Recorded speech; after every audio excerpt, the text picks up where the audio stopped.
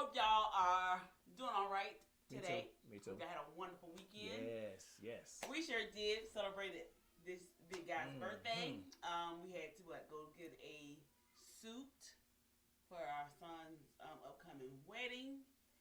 That was a task right there because I don't know what size he wears, so I kind of told him the wrong size. Who you told the wrong size? The guy? The guy? Yeah. Okay, whatever. I didn't know what size you wore. You just wanted to film me with a tight I did not want to just film you with a tight suit on. Yes, you did. You did that on purpose. You pulled out your camera. I sure did. You want to try to do your little shorts on me. I sure did. But it's all good. So let's get into this thing right here. It was a right very here. tight suit. All right, so YouTube. This video we're going to react to is the truth behind Planned Parenthood. So, I guess like reading the word Planned Parenthood. You would think that they're helping a young adult plan for parenthood. Yeah. It makes sense. Set you up, to become a one. That's what they're doing, right? A decent mother. That's what they're doing, right? No. They're not doing that? No. They're not helping plan for the future as a young adult. Until I like how you put that. The future. No. So what they're planning? The demise of an unborn baby. So they need to change the name. I totally agree with that. Because when you think of Planned Parenthood, I guess you think of it as a good thing. I mean, I don't know. Maybe it was the deceptive from the start. Okay. I mean, I don't know. So I haven't watched this yet. So we're gonna find out the truth behind. Yeah, I know, right? God help us. So I never haven't watched this one yet. So this says the truth behind Planned Parenthood's founder. All right, you ready? Yes, ma'am. All right. Where's my thing? Where's that? Okay, it's right there. As founder of the American Birth Control League, which later became Planned Parenthood, Margaret Sanger was no doubt a controversial figure with disturbing views on eugenics, race, and population control. While some argue she even wanted to exterminate the black race, others are trying to erase that part of her past. The Mike Wallace Interview. In the eyes of some, Margaret Sanger has been a heroine. In the eyes of others, she's been a destructive force. In her own words, Sanger pushed for a society that limited births to those she deemed fit to have children. I think the greatest sin in the world is bringing children into the world that have disease from their parents, that have no chance in the world to be a human being, practically. Delinquents, prisoners, all sorts of things just marked when they're born. In 1916, Sanger opened the country's first birth control clinic. As a member of the American Eugenics Society, she advocated improving the genetic composition of humans through controlled reproduction of different races and classes.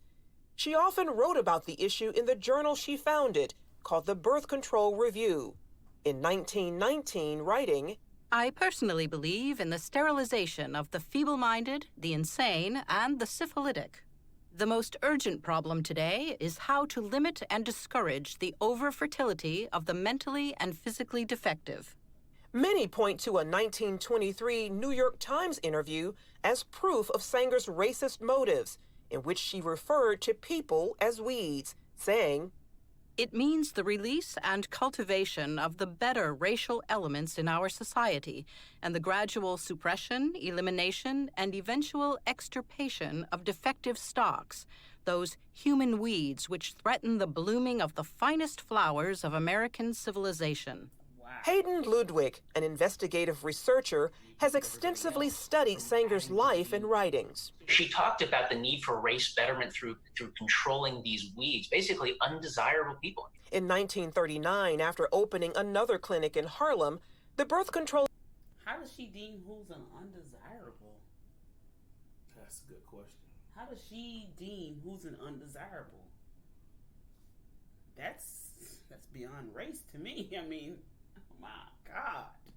Activists launched the Negro Project, an initiative supported by black leaders, such as civil rights activist W.E.B. Du Bois. Critics claim the program used the pretense of better health and family planning for poor blacks in the South as an attempt to limit the black race. Ludwig says some on the left grapple with Sanger's past and how to interpret her legacy. They know when she writes about human weeds, they know that it's repulsive. They know it's disgusting. The left will never abandon Margaret Sanger, because if they do, she's the foundation of so many of their views. Sanger once shared her vision for a preferred race at a women's branch of the Ku Klux Klan, writing in her autobiography, "Always, to me, any aroused group was a good group." Despite those views, liberals praise Sanger's work while ignoring her history. I admire Margaret Sanger enormously. Her courage, her tenacity, her vision. I am really in awe of her.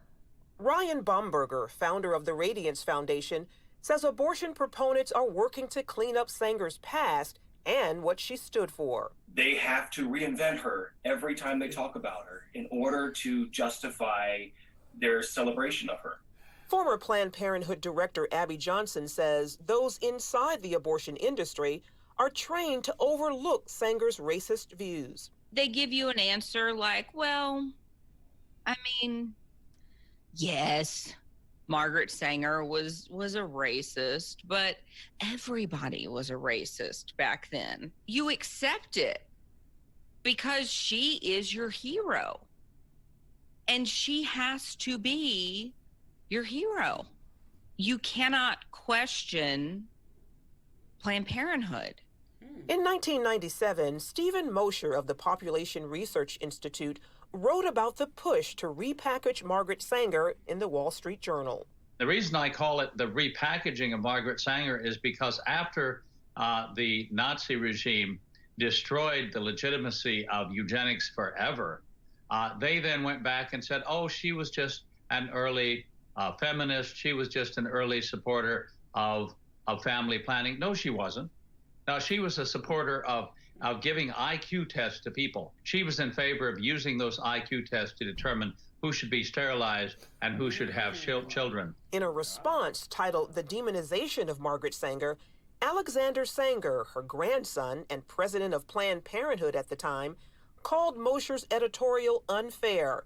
In the same piece, Esther Katz, director of NYU's Margaret Sanger Papers Project, claimed evidence revealing Sanger did not rationalize her support for birth control on racist grounds, that she never advocated genocidal policies aimed at racial, ethnic, or religious groups, and that she, in fact, believed access to birth control would benefit, not eliminate minority populations. Dr. Katz turned down our request for an interview, although in this article, the editor as public authority interpreting Margaret Sanger, she wrote, by our current highly sensitized standards, some of her attitudes and statements can be construed as racist, elitist, ethnocentric, and not politically correct. In 1942, Margaret Sanger's American Birth Control League became Planned Parenthood, which has moved to fulfill its founders' goals, helped greatly by the Supreme Court decision in Roe v. Wade. Under the veil of secrecy and deception, 60+ million babies have not been born because they were aborted legally since '73. 1/3 of that population belong to the African American community. A frightening and telling number, given blacks make up only 13% of the U.S. population. Dan Gaynor of the Media Research Center says that Sanger's true mission remains alive and well throughout today's abortion industry. Look at the maps. See where the abortion facilities are. They are near places where people are marginalized, people are poor, people are minority, and that's their target market. Generation after generation, we have built a better world for our daughters. Because of allies in the media and academia, Gaynor also points out how speech from conservatives and others about Sanger's past, Planned Parenthood practices, and abortion is often classified as hate speech. There is nothing as close to a sacrament in the media as abortion. It is a holy writ that abortion is protected. And anybody who comes out against it, any organization, any business, anybody, the media swarm. So does social media. Facebook's new oversight board, and this is really concerning, has 4 co-chairs. And they're going to be the appeals board for content. Well, one of the 4 oversight board is on the board of an pro-abortion group. There's no pro-lifers. They're not there. The problem also exists on many college campuses. I remember at Harvard, they laughed when I was talking about the history of eugenics. And they said, that doesn't matter. Planned Parenthood is not like it was during Margaret Sanger's days. Those who oppose her views say not true and are committed to exposing her past for future generations. Charlene Aaron, CBN News. Well, keep in mind this is a serious matter. You're trying to revise history to suit a political agenda and suit a political argument. The source of that story, curiously, is a group called NewsGuard, and what they're self-appointed watchdogs of news organizations, and obviously coming from the left. CBN News had published a series of articles on Alveda King and had quoted her accurately, saying that Margaret Sanger thought that black people were human weeds.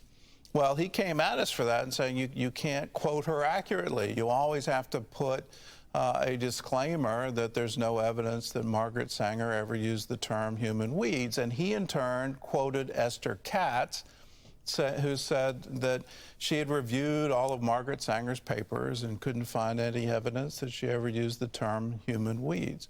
Well, she knows full well about that New York Times article, and what she was saying is, well, within her papers, it's not there. But within the public record, it is there. And so there's a conscious effort to rewrite history and declare her as some kind of hero that we should all look up to and ignore the root of Planned Parenthood, which is quite clearly eugenics. Now, you go back to the title of that New York Times article, and it says, "Creating a Race of Thoroughbreds." So it's selective breeding. That's what this is all about. And within that selective breeding, you have to breed out what you think is undesirable. Well, in today's world, that is morally reprehensible. And you can't change that history, and you shouldn't even try to change that history. Everybody deserves a chance. Everybody, of course. I agree with that. But this woman felt that, hey, we're going to pick and choose who should and shouldn't have. It really doesn't surprise me coming from the left. That's what they do. No. They make every serial killer a hero. I'm being honest, man. I'm being honest, man. You killing kids, man. I mean, that's still a life. Yeah, but even though she didn't physically go in the room and perform the procedure, she's a part of it. She's still a part of it, but still makes it still all more hurtful, regardless of how you look at it. Whether she touched whatever they used to, she pretty much take the baby out. Yeah, she created it. It's pretty much like her foundation. So now they're trying to clean her up. But they said that they're trying to clean her up. Yeah. You know what I'm saying? Say, hey, she didn't say this, man. This. She didn't say this. She meant it as this. How she said it is how she meant it. She did. Yeah, exactly. How she said it is how she meant it. You can't say, oh, well, no, she didn't mean it like that. What she meant was this. No, now you're just trying to confuse people for no reason.